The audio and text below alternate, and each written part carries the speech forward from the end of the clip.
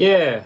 So last night, unfortunately, something that all YouTube content creators dread occurred.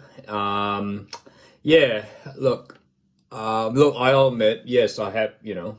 I certainly like to, you know, test the waters. Go test a lot.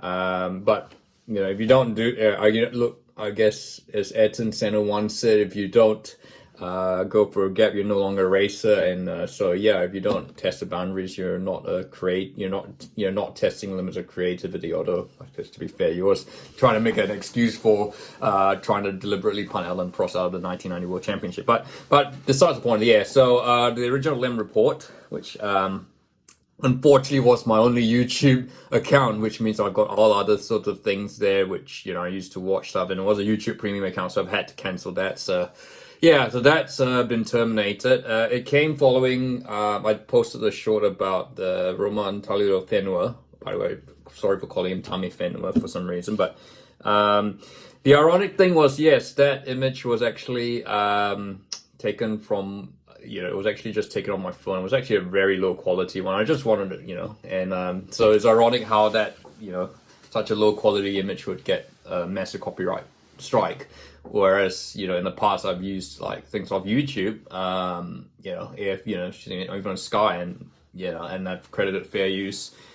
My views are, yeah, it's publicly on YouTube, it's fair game, fair use, and I'm not, I'm not monetized yet, so it's kind of, I haven't had any issues there. So it's a bit of an odd one, and I've seen other YouTubers, use NFL content, NBA, and quite out there. They're getting ads, urinating tree, 5-point bits. They aggregated there, and they're all monetized. So it's it is a YouTube. Look, I get what obviously there's, I totally get the understanding of copyrights and all that, but I guess that what I'm saying is that there is a bit of inconsistency around with YouTube.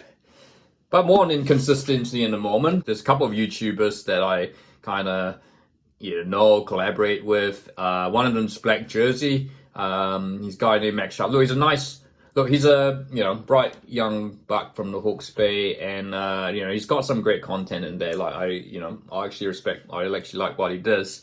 But obviously, yeah, then posting something like this.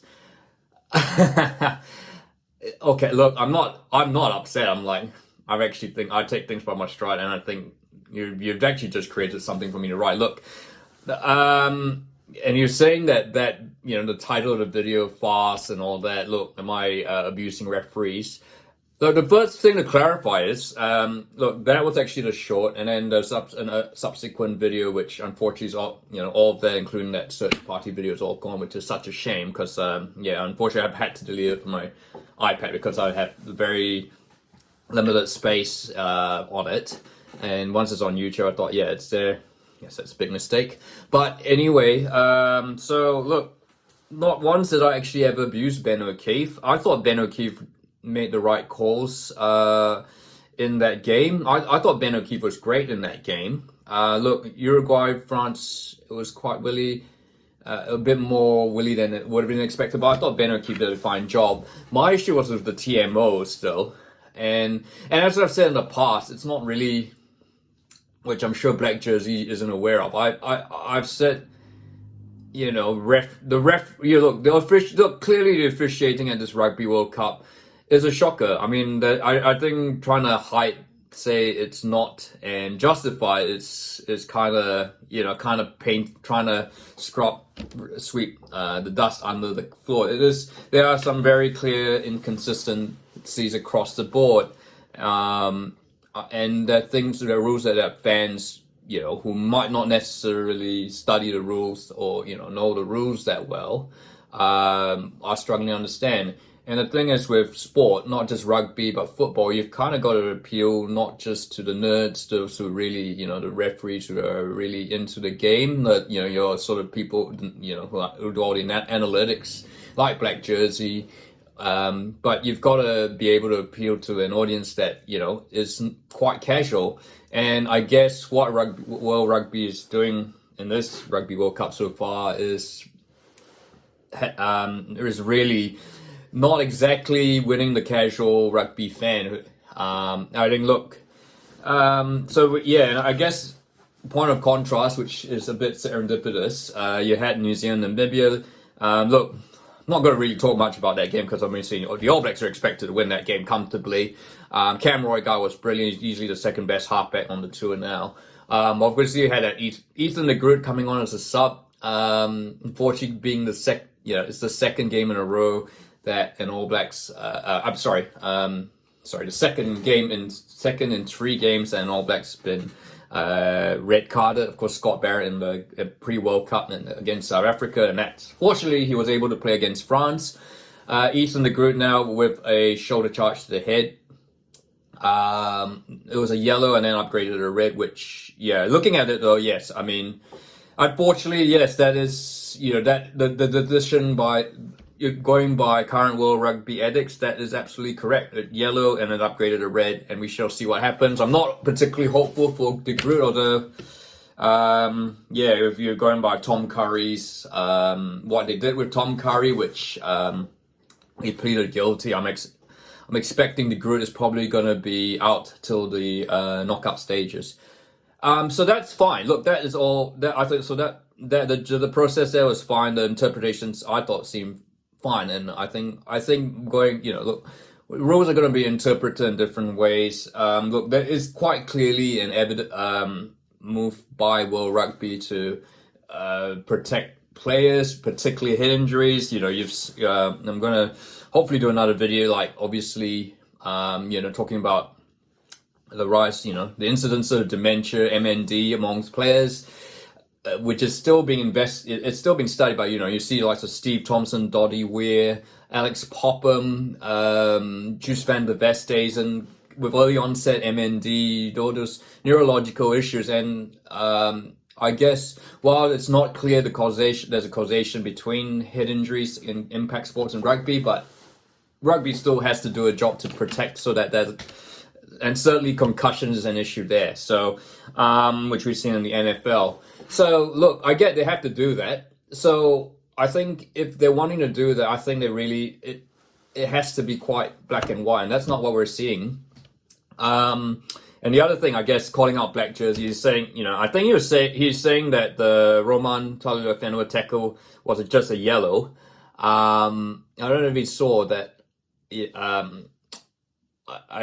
I guess, okay, that's your view, but I guess I saw the game, and you had he was tackled. The French guy was tackled. He's already tackled, and then Taulua goes in with the elbow, which, yeah, I mean, you consider mitigation, and from a casual person looking at the thing, well, Taulua probably had a chance to actually pull out of that tackle and not use his shoulder, and maybe that's probably what the TMOs thought. Look, Ben O'Keefe is not making that decision. It's the TMOs reviewing it in the background while they determine whether to upgrade the yellow to red. And so again, not abusing Ben O'Keefe like black jersey seems to imply, but more questioning the TMO process there and what their thinking is there. So yeah, it's just and I argue, you might argue, both de Groot and Taulua Fenua's tackles are equally just as bad. I guess context wise, I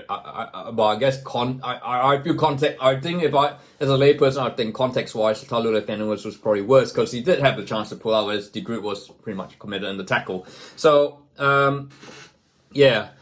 So that's the inconsistencies issues. Look, it's going to sound like a broken record, and I'm going to sound like a whinging South African, as I did in another video.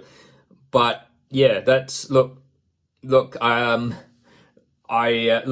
this YouTube is a forum for for debate.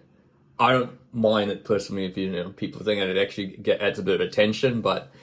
And I leave that to the viewer to make your judgment. So that's all I'm going to say. Look, yeah, so the LIM Report, I guess it's kind of, there's a golden lining in this. I think, as you know, yeah. So the LIM report was on my long time personal YouTube account, which I've had since I got announcement in 2005. So I guess now that's gone, which is a shame. I'm gonna see if I can try and how, if anyone knows how to get videos that are archived, because surely you could get, surely YouTube allows, they won't delete that.